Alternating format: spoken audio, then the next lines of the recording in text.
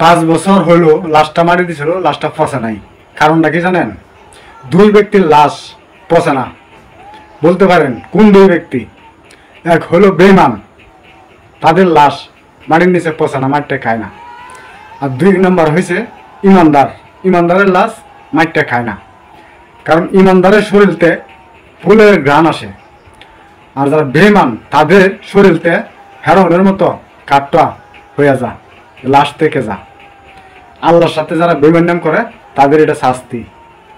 আর যারা ইমানদার তাদের জান্নাতি একটা ঘ্রাণ আসে। ভিডিওটা দেখে যান।